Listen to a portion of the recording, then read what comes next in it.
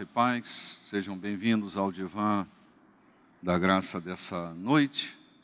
Nós estamos vivendo um tempo de paz, um tempo bom, um tempo onde o Evangelho de nosso Senhor Jesus Cristo tem sido para nós um sólido fundamento. Temos uma meta este ano aqui na igreja, que é terminarmos este ano mais parecidos com Jesus. Este é nosso alvo, é para lá que nós estamos indo. E cada mensagem nossa, cada culto que se passa, cada profecia manifesta deste púlpito, tem sido na direção de transformarmos a imagem e a semelhança de nosso Senhor Jesus Cristo. Nosso caráter, nossa vida social, nossos relacionamentos, todos estão passando por uma séria reavaliação. Estamos sendo transformados dia a dia na perfeita imagem de nosso Senhor. E hoje é mais um dia desses que nós estamos com nossos corações ávidos pela plantação da palavra. Estamos nos movendo com corações abertos na direção de uma palavra que produza a solidez do Evangelho em nós. Nós não usamos os nossos cultos como um playground, um objeto de entretenimento dentro deste lugar, mas cada palavra tem esse sentido conspiracional. A grande conspiração de transformar as nossas vidas na imagem perfeita daquele que é nosso amo, nosso dono e nosso Senhor. E esta noite estamos preparados para ouvir a semeadura daquele que vai compartilhar da palavra da fé conosco, vai nos aproximar da imagem de Jesus. Sua palavra tem esse viés de nos conduzir a um evangelho limpo, puro, transparente, para contribuir com a nitidez do que eu estou falando com você, de nós estarmos cada vez mais parecidos com nosso Senhor. É isto que nós estamos buscando nos últimos dias aqui em nossa congregação. Nós estamos determinados. Vamos terminar esse ano de 2016 conhecidos dentro de casa como aqueles que se parecem com Jesus. Então eu quero já de antemão, uma vez que estamos já ligados a você ao vivo esta noite, com a transmissão pela TV, pela internet, pelos meios de comunicação, e a gente precisa estar remindo o tempo, seu precioso tempo, o tempo que você está se dedicando a receber a palavra da fé, alimentar a sua alma com a palavra da fé. E eu quero chamar meu querido amigo pastor Roberto Salles, que vem compartilhar conosco desta riqueza do Evangelho de nosso Senhor. Seja bem-vindo, saudemos nosso irmão com alegria. Bem-vindo, pastor. Senhor seja contigo. Seja muito abundante em Deus. Viu?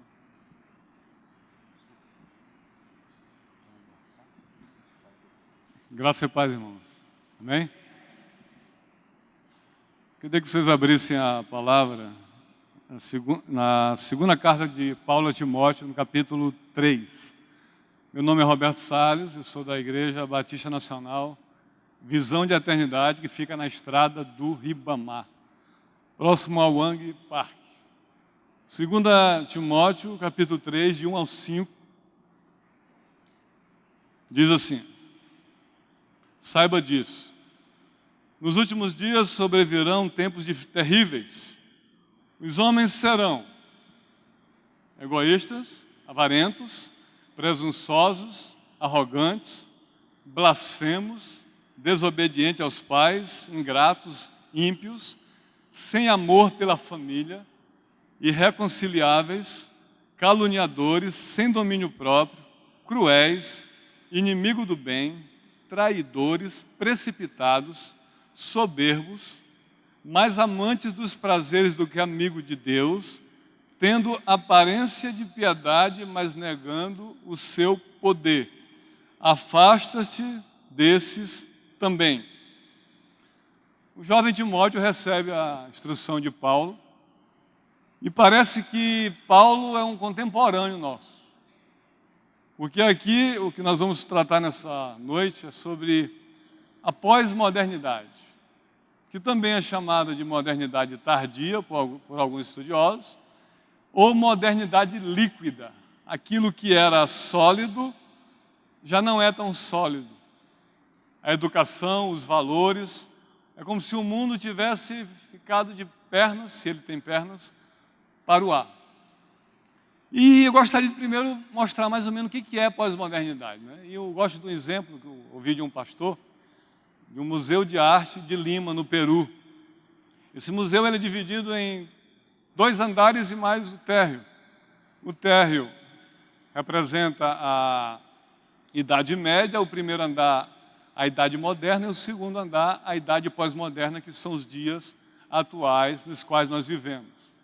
Então o nosso amigo foi, com muita curiosidade, ao local que representava a Idade Média, e ele viu muitas gravuras relativas a coisas sagradas, como os santos, Jesus, Maria, José, o jumento que levou Jesus até o Egito. Então tudo lá era relativo ao sagrado, porque na Idade Média, nem todos os historiadores concordam, inclusive temos 2 ali na plateia, mas foi uma idade onde uma determinada igreja dominava conhecimento científico, tinha muita relevância no poder, no Estado, e também determinava quem poderia até estudar. Então essa igreja dominava quase todas as áreas, e ela dizia quem deveria ou quem não deveria estudar. E quem domina o saber, domina o povo, né?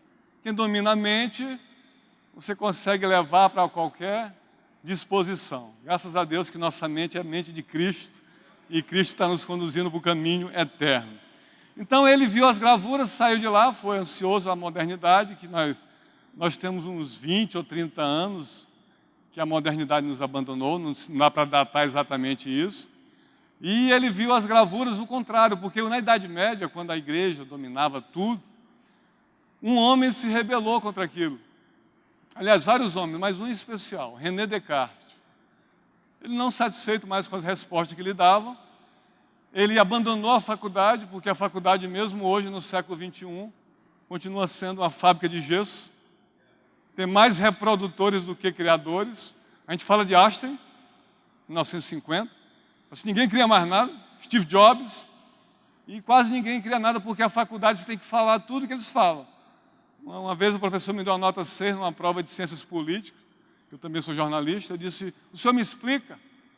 Ele disse, você não dialogou com o texto. Eu disse, o senhor quer dizer que eu não falei com as palavras do texto? Eu tenho mais de 40 anos, faz mais de 40 anos que eu falo.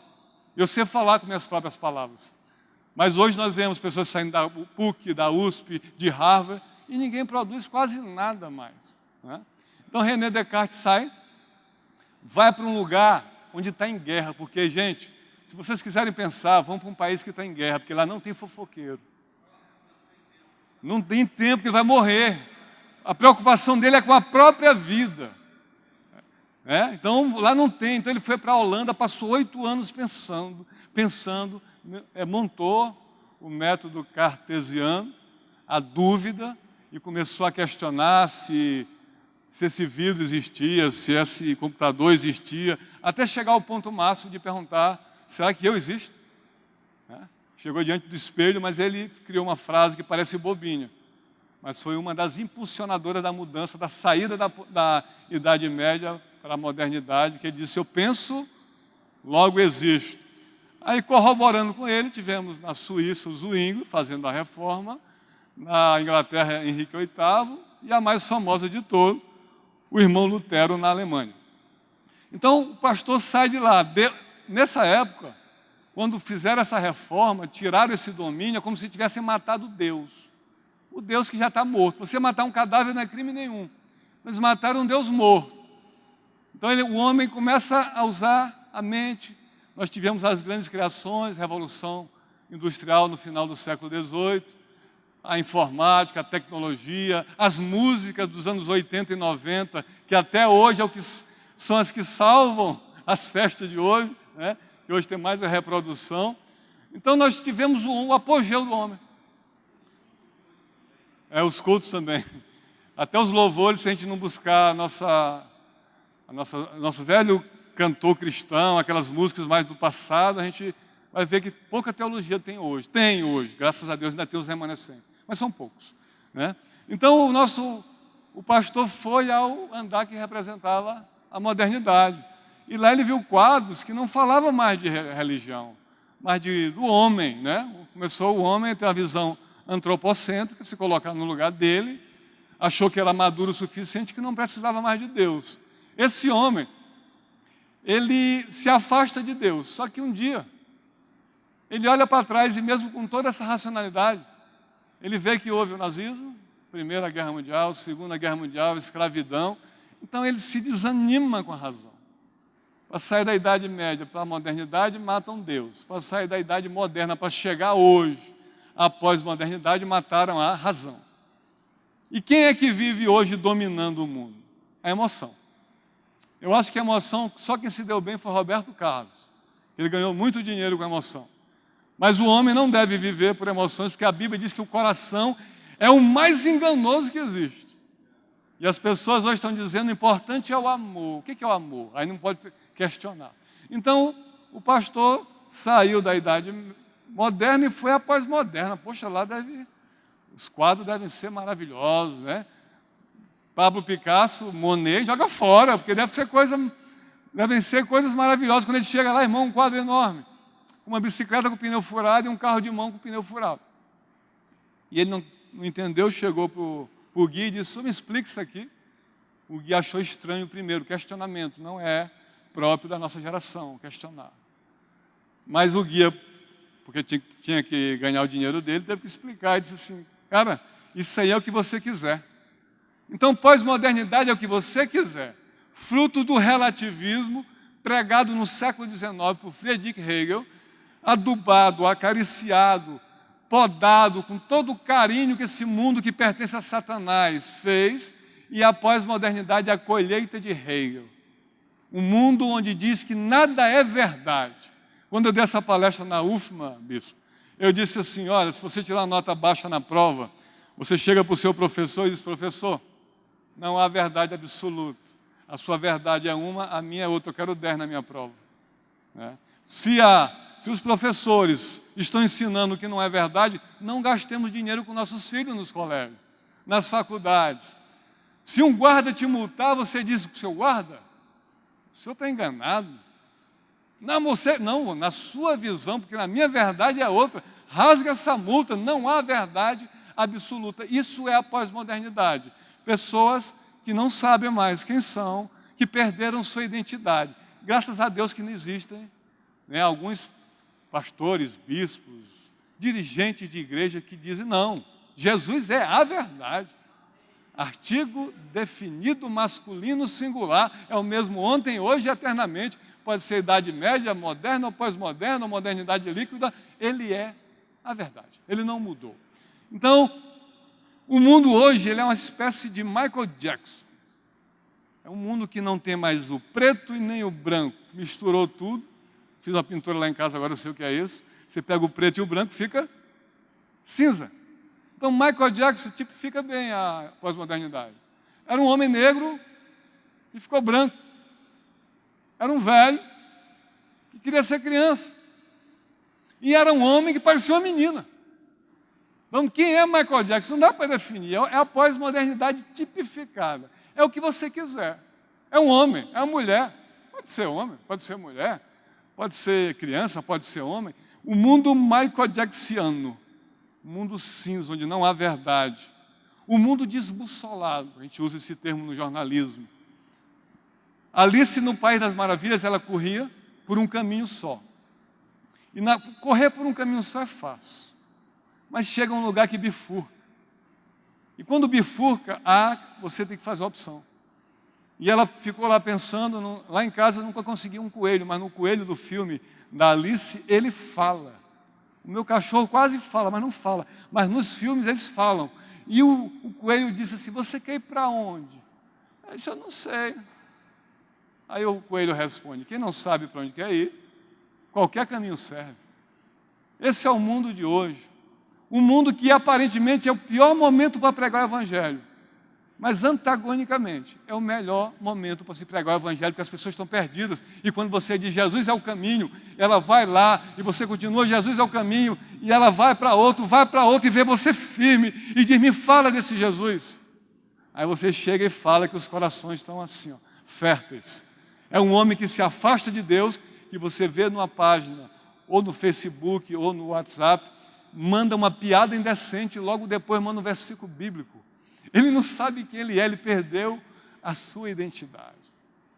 Hoje, manter a identidade, acho que é uma das coisas mais difíceis que existe. Naquele programa Malhação de alguns anos, os pais não existiam. Tudo era resolvido num colégio. A ideia é, papai e mamãe não existem. Resolva se você vai engravidar, se você vai fazer um aborto, tudo num colégio, matando a figura do pai e da mãe. O que vai acontecer com alguém que mata a figura do pai e da mãe?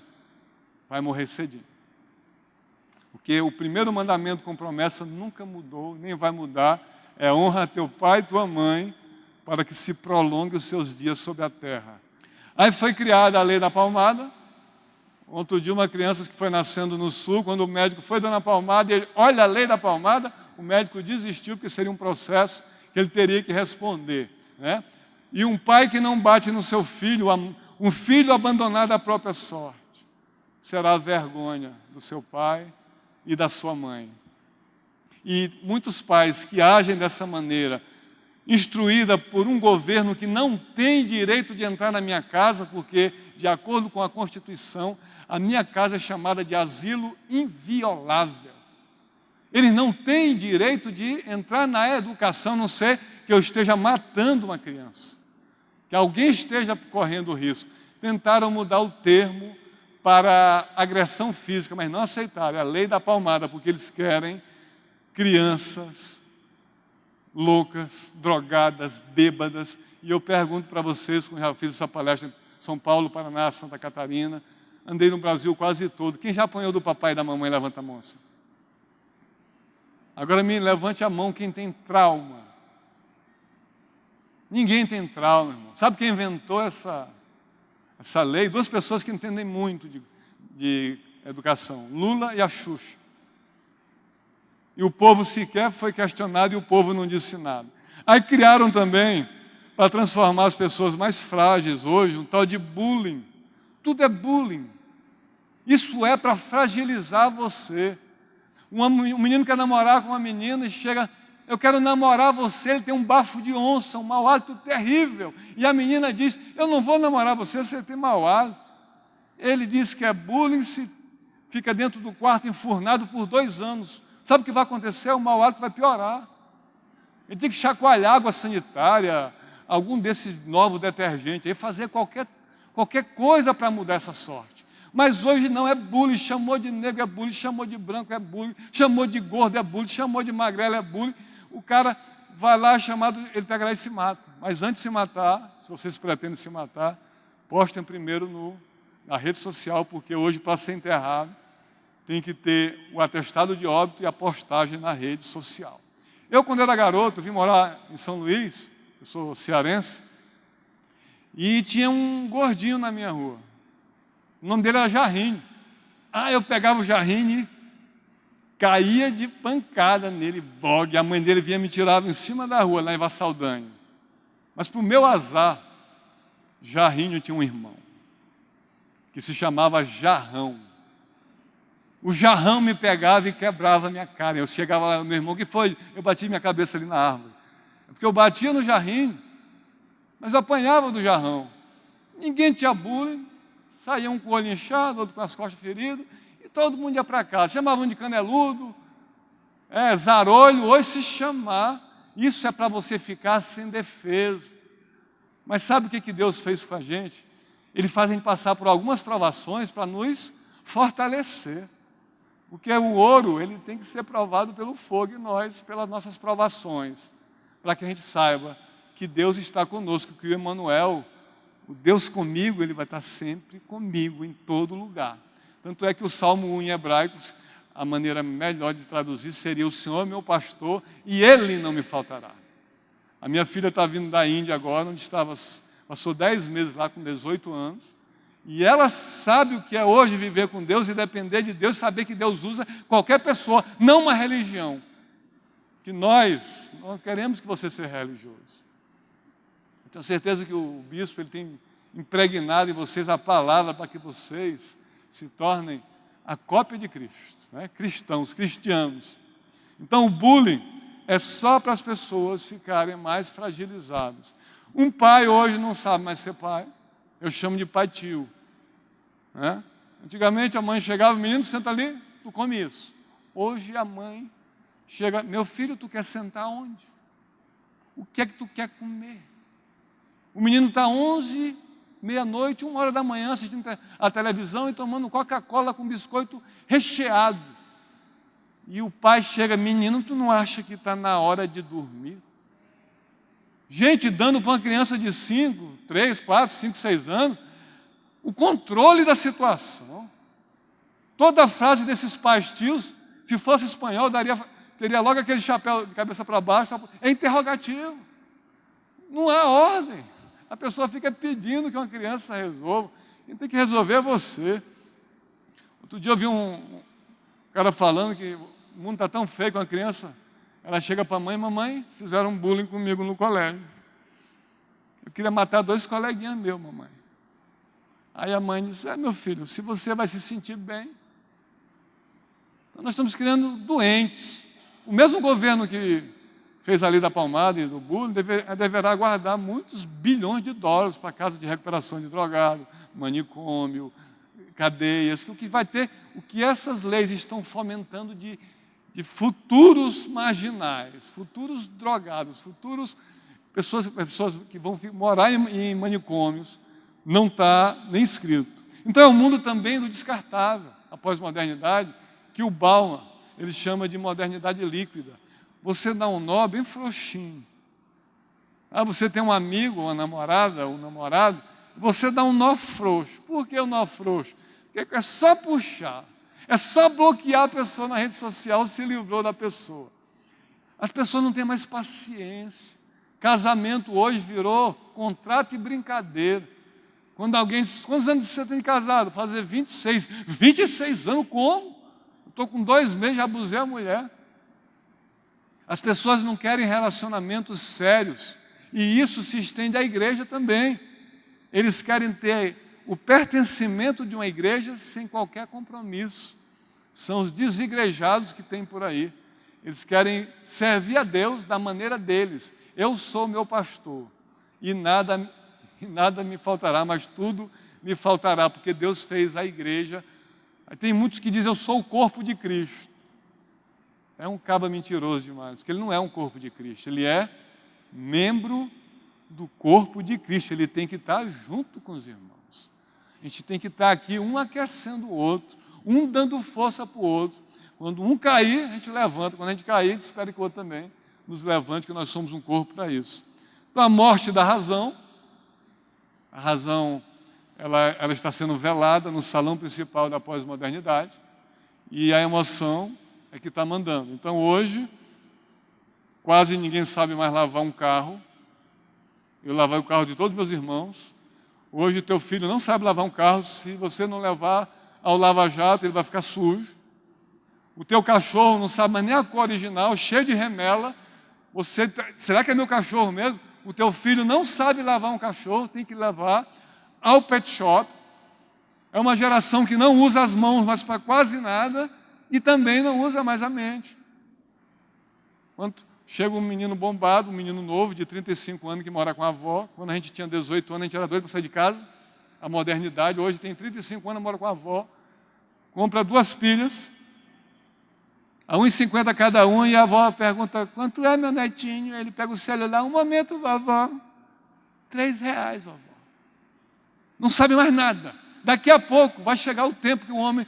Vamos à igreja da colheita. Vamos, liga o GPS. 2 quadras à direita, à esquerda. O cara vai morar vizinho. Passa a esquerda, a direita. Ok, você chegou ao destino. Quem não usar isso aqui vai enferrujando ou criando lodo. A mente do homem foi para ser usada. A morte também da ética na pós-modernidade.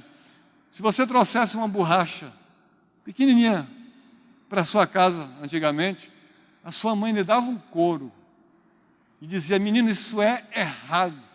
Hoje o filho traz um tablet, um iPad, um iPhone, e a mãe diz: menino, isso é feio. Não é mais ético, é estético. O mundo mudou tanto, gente, que eu me assusto com tanta mudança num período de 20, 30, 40 anos. Como o mundo mudou.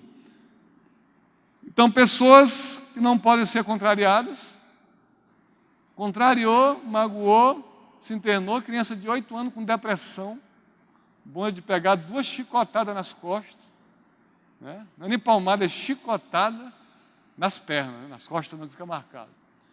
Crianças que deveriam estar brincando estão o tempo todo com um celular nas mãos. Isso vai bloquear a mente e vai ser mais um zumbi andando por essa cidade aí.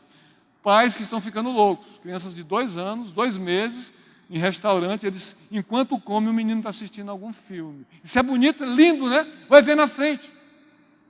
Gente, quem tem um cego em casa, o nome é cego mesmo, é deficiente visual, ele é treinado a lavar a louça, a fazer suas coisas mínimas, AVD, atividades da vida diária. Enquanto o teu filho, às vezes, é saudável e não faz nada, não arruma nem a cama dele, você está criando um débil mental. Você está atrofiando uma pessoa e acha lindo. Meu filho nem deixa cheio de pasta de dente, acha lindo, né? É mais um mongolóide que está sendo criado na sociedade.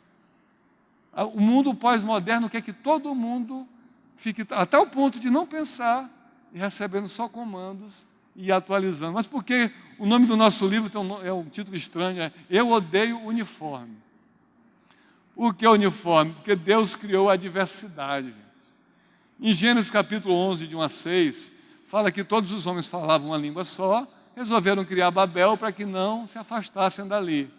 Eles queriam ser um só. E Deus criou tanta diversidade que diz: não, eu quero que vocês povoem toda a terra. Deus confunde a linguagem deles, né?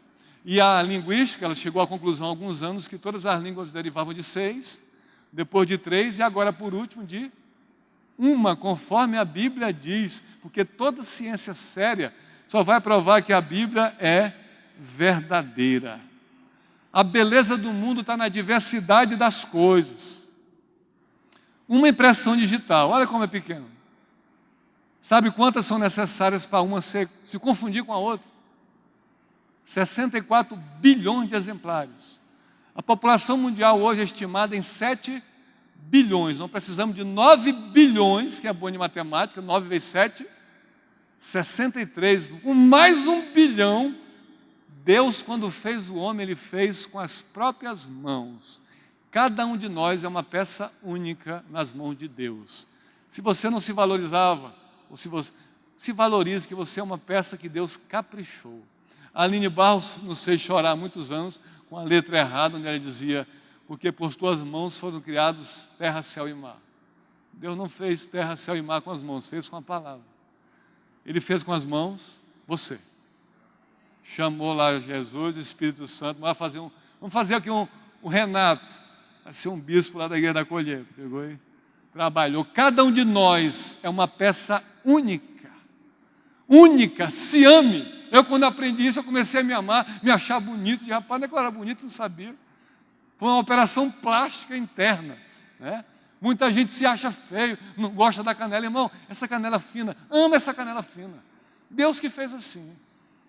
Deus que fez assim. A canela é ruim porque nem Pilates dá jeito. A canela nasceu fina, vai morrer fina. Outras partes dá para trabalhar, bacana. Então o plano de Deus é que o homem habitasse todos os cantos da terra, e quem viaja de carro vê esse mistério. A gente passa na cidade, Aí anda quilômetros, outra cidade. Aí um dia eu trabalho na Caixa Econômica, eu fui pagar lá em Marajá do Sena. Lá tem nada, mas coisa nenhuma. E eu disse, o que tem aqui que vocês moram aqui? Tem algum rio, alguma riqueza natural, pedras preciosas? Ele, não tem nada. Tanto é que passaram 3 dias na casa do prefeito comendo, porque disseram que o Bolsa Família ia ser pago numa terça, e nós só chegamos lá na quinta. Espalharam uma notícia falsa. E eles, para comer, e ficaram na casa do prefeito, um lugar no meio do nada. Por quê, gente? Porque Deus disse. O homem não tem livre-arbítrio para isso. Eu quero que habite todo esse planeta. Você chega a um lugar feio. E o cara mora em São Paulo, mora em Los Angeles, em Las Vegas, mora em Madrid. Mas a velhice dele disse, eu vou lá para aquele meu cantinho, né? Apaixonado por aquela terra que você vai... O cara gosta disso aqui, porque Deus colocou no nosso coração, porque Ele quer que a gente povoe toda a terra. Então o homem foi querer ficar uniforme, falar igual, ser igual, e Deus espera que eu vou dar um jeito de mandar essa galera povoar esse mundo todo. Então a pós-modernidade hoje é uma Torre de Babel segunda edição. O McLuhan, ele criou a aldeia global, onde o que nós fazemos aqui no Maranhão, quando eu fui ao sul do país, Santa Catarina, pagar o FGTS das vítimas da enchente, eles estão ouvindo a mesma música lá. Gente, com a menina veste aqui em São Luís, tem uma menina lá no Japão vestindo igual. O mundo virou uma aldeiazinha desse tamanhinho, como bem definiu o McLuhan, né? É um negócio que você não consegue mais ter a sua identidade. O Bumba Boi daqui do Maranhão já tem rock no meio. Aí eles falam, não, isso é o hibridismo, é para enriquecer. É para enriquecer ou descaracterizar? Quem é você, afinal? O Bumba Boi ou um roqueiro? Daqui a pouco tem um cara cantando o Bumba Boi, cheio de tatuagem, botando os anéis aqui, todo vestido de preto. Você vai ao carnaval, os caras querem colocar forró. Peraí, é carnaval ou é forró? Hibridismo. Aí a igreja quer fazer a mesma coisa, que nós sejamos iguais a Ele, mas nós não podemos nos misturar. Eu estava falando que o meu novo livro se chamaria Teofobia, mas depois de assistir Deus Não Está Morto 2, vai ser Jesus Cristofobia. Porque o problema não é Deus, Deus serve em todo lugar. Agora, Jesus Cristo, se você disser Deus te abençoe, para qualquer religião ele te aceita, mas se você falar Jesus Cristo, ele, que é isso, rapaz? Jesus é a grande, eu falei hoje na reunião dos pastores, há uma pedra no caminho. Há uma pedra no caminho de todas as religiões, é Jesus, porque Ele disse, eu sou o caminho, a verdade e a vida, ninguém vê ao Pai senão por mim, todo o poder nos céus e na terra me foi dado, não deixou nada para ninguém. Ele não cabe em religião nenhuma, só cabe para aqueles que o adoram como Senhor, Salvador e Mestre de sua vida. Quem é de outra religião e diz que aceita Jesus, ele deveria pensar um pouquinho, ele está fazendo bobagem, porque Jesus que ninguém vai ao Pai, ninguém vem ao Pai senão por mim. Tem muita gente querendo ir por outros, mas não chegará não. Uma fronteira eletrônica inexistente. Para terminar, irmão. Lá em 1 Samuel capítulo 8, de 4 a 5, Deus governava Israel, e a esse governo dá-se o nome de teocracia. Só que um dia eles ficaram querendo se parecer com todas as nações que estavam ao seu redor. Por isso as autoridades de Israel reuniram-se e foram falar com Samuel em Ramá e disseram, tu já estás idoso e teus filhos não andam em teus caminhos. Escolhe agora um rei para que nos lidere do jeito que os outros são. Eu odeio o uniforme porque querem que nós pensemos igual ao mundo. A pós-modernidade propõe a extinção do pensamento individual, como eu falei, cada um de nós é único, e o fim da voz interior que grita dentro de nós dizendo o que é certo e o que é errado. Então, o povo de Israel diz, só nós que não temos um rei, mas eles tinham um rei. O rei deles quem era? Era o rei dos reis. Eles eram governados por Deus. Eles abusaram de Deus, bispo. Irmão, não abuse de Deus não, porque sabe quem foi que Deus deu para eles como rei? Não sei se você quer trocar Deus por Saul. é melhor ficar com Deus. Receberam Saul. Saul quis fazer o que não era da sua conta, acabou perdendo o reinado. Então hoje a igreja, ela tem que ter uma postura. Gostei do propósito da igreja, parecer mais com Cristo, porque ela tem que ter uma identidade. Olha, a gente tem tolerância a vocês, mas tenham tolerância conosco. A gente aceita a fé que vocês têm, essa fé departamentalizada, um Deus para cada ação. Respeitamos vocês, mas nos respeite também. Não queiram minha tolerância, sendo intolerante comigo. Não dá certo. Nós estamos no Brasil, um país livre, a Constituição nos garante, e nós só nos curvamos diante de Jesus Cristo. Só Ele nos basta. Não precisamos de um Deus para aquilo outro, para aquela outra coisa. Primeiro que é uma confusão maluca. A minha filha estava vindo de um país que ela perguntava o nome dos deuses. A pessoa que dizia que era da religião não sabia nem o nome dos deuses. Só tem 200 milhões. Tem um Deus para cada brasileiro lá. Eu prefiro o meu, que é simples, Nova Aliança. Pequei, Senhor me perdoa, não tem que matar. Tão simples, Jesus, tão simples. Só quer que a gente dê o coração, viva a palavra dele, saiba que não está sozinho, não se conforme com esse mundo. Como eu falei numa pregação, tem no YouTube, Roberto Salles, EMEC 2013. Eu vi também um bispo falando, entrar na forma, conformar de Romanos 12, entrar numa forma e servir de massa de manobra. Você não é forma, você é imagem e semelhança de Deus. Você tem direito a pensar, você tem direito a adorar quem você acredita, você tem direito, de acordo com o capítulo 5 da Constituição Nacional, a dizer o que você acredita sem ninguém lhe prender. A lei da homofobia ela não passou, os senadores não aprovaram, e hoje querem que nós tenhamos vergonha de falar do que nós acreditamos e do que a Bíblia diz. Não tenha vergonha, irmão. Quer que se envergonhar? O pessoal diz, você é doido, tem medo de ser preso? Eu digo, nem um pouco. Podem prender meu corpo, mas eu já sou um homem livre, que eu conheci a verdade que liberta. Isso aqui é nada. Então Deus disse para ele, Samuel, não estão rejeitando a ti, estão rejeitando a mim. Então essa ideia do Friedrich Hegel, que está sendo hoje trazida de uma maneira como se fosse uma lei, está sendo pregada e adotada por quase todas as pessoas. E existe uma palavra anestésica, chamada preconceito. Tudo que você fale, que vá de encontro ao sistema, existe logo um pós-modernista de plantão. Você é muito preconceituoso. Na faculdade, quando tinha 70 na minha turma, parecia aquele programa do Roberto Justo, lá era 100 contra 1, na minha era menos, só 70. 70 contra 1. E quando eu falava, eu falo mesmo, irmão, não tenho medo de falar. Lá em Santa Catarina, o pessoal me disse, você é um profeta da última hora. Eu gostei do termo. E profeta tem que ter coragem. Profeta não pode ter medo, porque senão não é profeta. Ele é um medroso. Medroso não vai entrar no reino dos céus. Aí quando eu falava lá na faculdade, você tem muito preconceito. Eu digo, quase que você acerta. Porque o assunto discutido, eu pensei, processei, analisei, estudei, fiz todo um arcabouço teórico e estou te dando a minha opinião. Não é um preconceito, meu bem, é um pós-conceito. A pessoa não tinha o que falar. E outra coisa, essa geração, ela não é que ela não seja preconceituosa, eu passei 2 anos procurando o termo, ela é aconceituosa. Ela não tem a capacidade de fazer um conceito.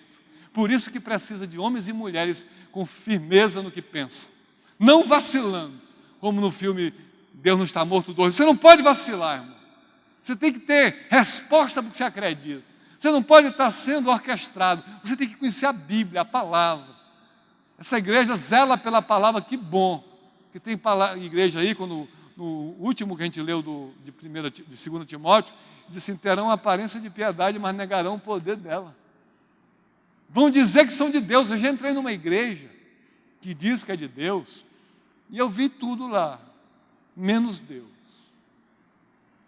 E quando eu entrei, no outro dia, disse, olha, o pastor e a pastora estarão no esconderijo do Altíssimo, era uma tenda pequenininha lá. Disse, rapaz, se Deus conseguisse esconder junto com com o pastor e a pastora naquela tenda ali, o negócio está feio, porque era o esconderijo do Altíssimo. Deus já se mostrou para nós, né? Aquilo que não era revelado, para nós foi revelado. Então a pós-modernidade quer te afastar de Deus, tirar a tua identidade, dizer que tem nada a ver. Aí você diz, tem tudo a ver. A Bíblia é o meu manual, é aquilo que eu acredito, lâmpada para os meus pés e luz para o meu caminho. Gente, a grande rede, ela é tão terrível. Eu sou jornalista, eu posso falar um pouco sobre isso. A comunicação de massa, ela faz o que ela quer. Teve um homem que tinha, na época, jornal escrito em rádio. Adolf Hitler. O que fazia o comando da imprensa para ele, disse a seguinte frase: uma mentira, é o Joseph, uma mentira repetida 20 vezes, ela começa a parecer com verdade. Ele matou 6 milhões de pessoas. E quando alguém só ouvia aquele homem falando, só lia o que ele escrevia, quando entregava um judeu para ser morto, achava que estava fazendo um grande ato. Hoje querem que você defenda a coisa que você não defende, que você não acredita, só para você ser politicamente correto. Politicamente correto? O que é política no Brasil para me exigir politicamente correto? Eu sou biblicamente correto. Eu respondo o que está na Bíblia. Quer aprender? Não gostou? Problema. Eu defendo o que eu acredito, você defende o que você acredita. Vamos ver quem tem um fundamento mais forte. Na discussão vai ficar aquele que tiver mais convicção. A igreja, no final do século 90, da década de 90, os crentes mudaram o nome. Nós éramos antes protestantes. Passamos a ser gospel. Né? Sou gospel.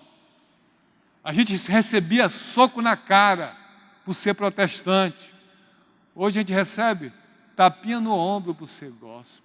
Porque não se protesta mais contra o pecado. Porque você é entrevistado, não tem nada a ver. Porque você é questionado a respeito de um determinado comportamento e você diz que tem nada a ver. Você não protesta mais, não tem coragem de dizer, a Bíblia diz. Quando alguém me pergunta uma coisa, eu não pergunto.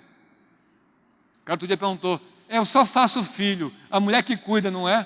Eles não pergunte para Roberto Salles, não, você vai ouvir. E ele perguntou, ele disse, irmão, tem 2 tipos de homem. Tem um pai e tem um palhaço. O pai faz e cuida, e mantém, e educa, e vai, e disciplina. Agora o palhaço só faz. Não sei em qual categoria o senhor se enquadra. Ele ficou calado, não me deu um tiro, por isso que eu estou vivo até hoje, né? Mas ele foi perguntar. Perguntou, eu respondo. A Bíblia fala, é a palavra que eu acredito. Toda a minha inteligência eu jogo de fora quando ela se contrasta com a Bíblia, porque a Bíblia é a verdade. Ela não contém a palavra de Deus, ela é a palavra de Deus. Então, dizem para a gente não ser radical. Tem crente que morre de medo de ser radical. Sabe o que quer dizer radical? É raiz. Toda palavra tem um radical. Não pode perder o radical, senão perde a palavra. Você pode ter várias descendências, mas o radical não pode mudar.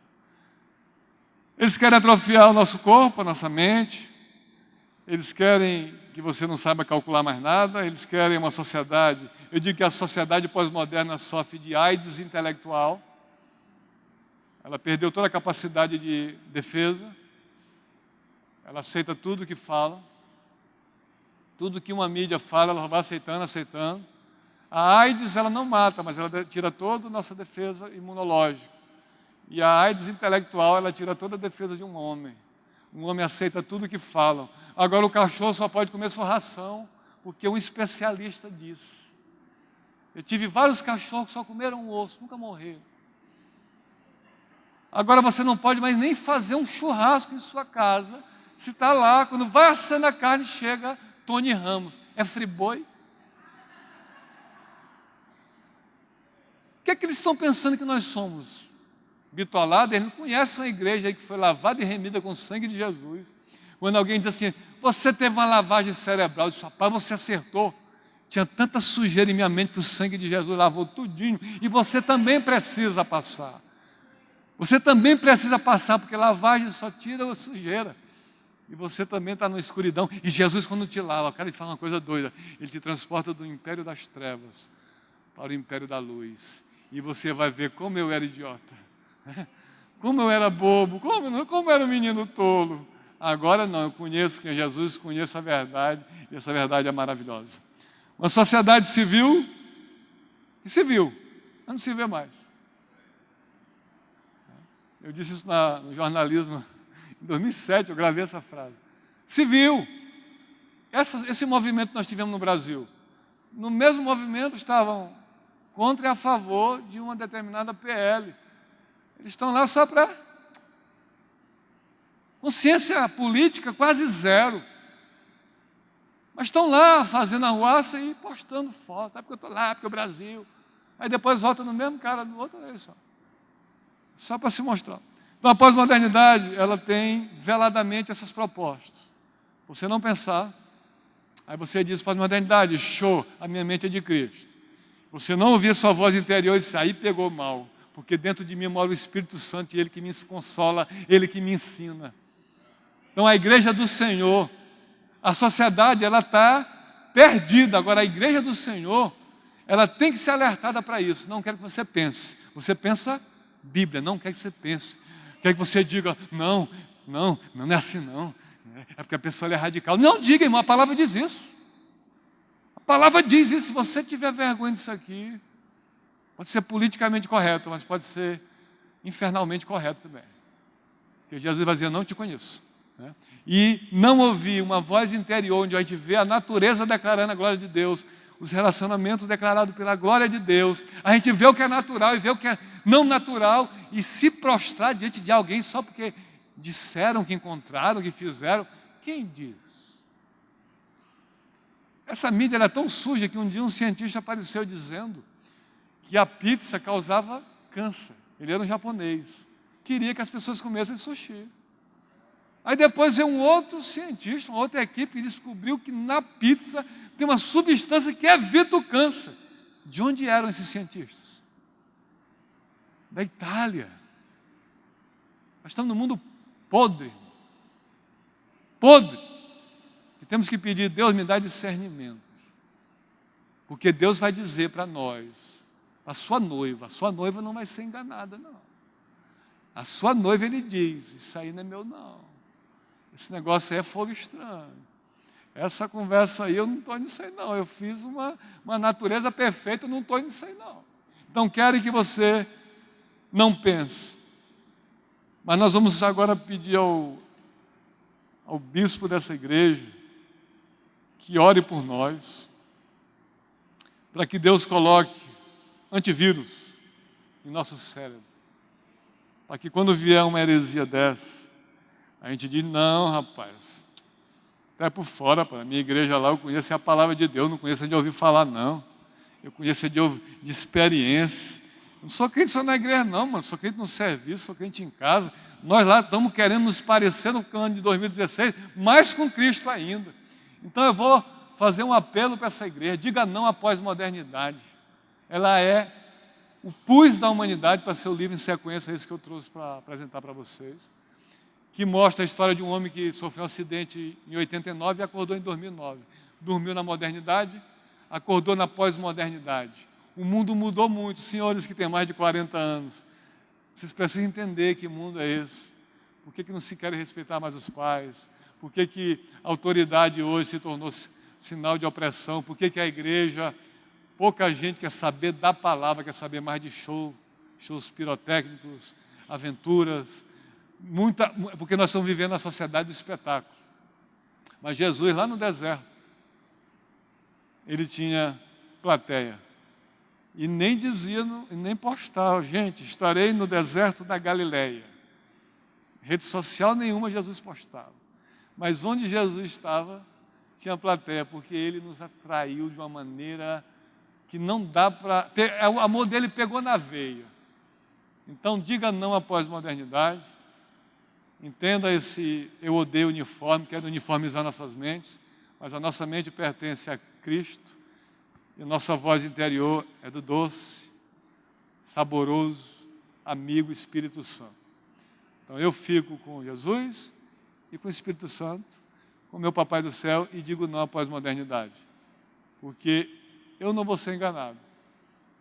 eu tenho um Espírito Santo que me ensina as coisas, temos uma igreja preparada para isso, temos um livro que nos alerta e queremos pedir para Deus, Senhor, nos livra dessa geração maldita e sabendo, a coisa que eu mais amo na Bíblia, quando eu vejo que Jesus orou por mim. Senhor, não peço que os tire do mundo, não peço que os tire da pós-modernidade, mas que os livre do mal. Então Jesus orou por mim e por você. Amém? Então eu agradeço a oportunidade, solicito ao bispo uma oração por toda essa igreja, né? Todos nós, por todo esse alcance que tem esse programa, para que você entenda a pós-modernidade e diga, pós-modernidade eu estou fora. A Bíblia era lâmpada para os meus pés e luz para o meu caminho. Deus abençoe vocês. Obrigado. Parabéns, cara.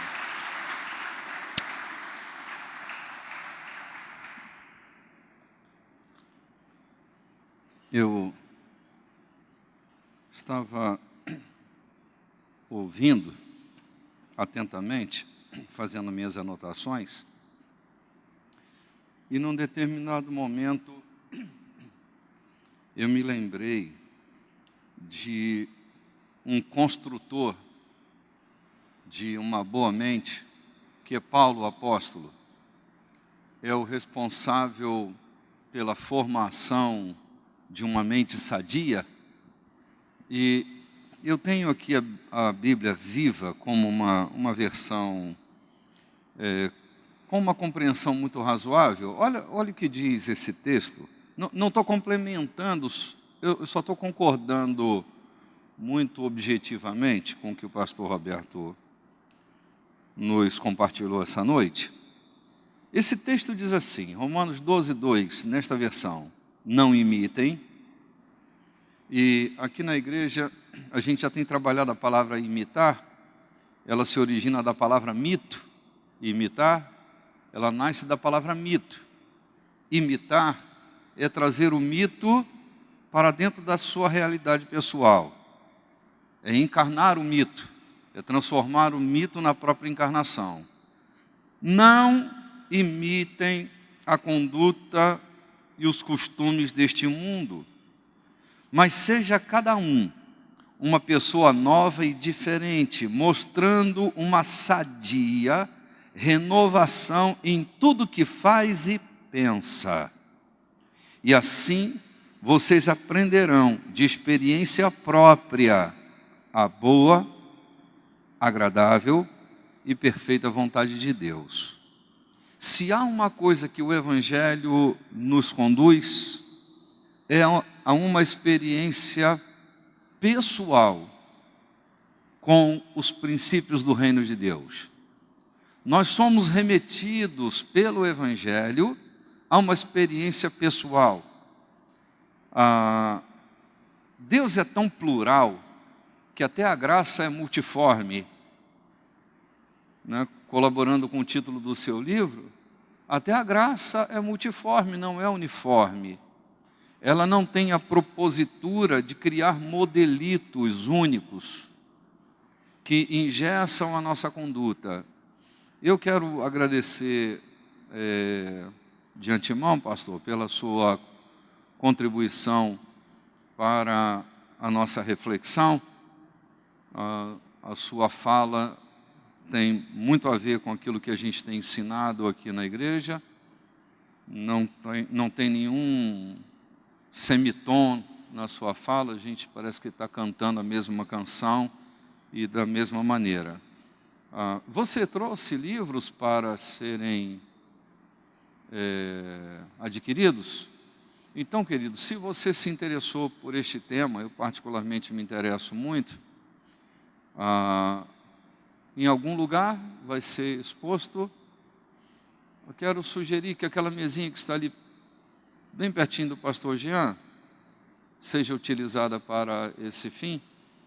O bom é que você adquire o livro e ainda recebe a dedicatória do autor, não é? Então isso pode ser feito logo após o culto. Você pode procurar ali do lado direito da nossa saída, você vai ter o material para você adquiri-lo. Pastor, muito obrigado pelo senhor ter vindo, sua equipe também.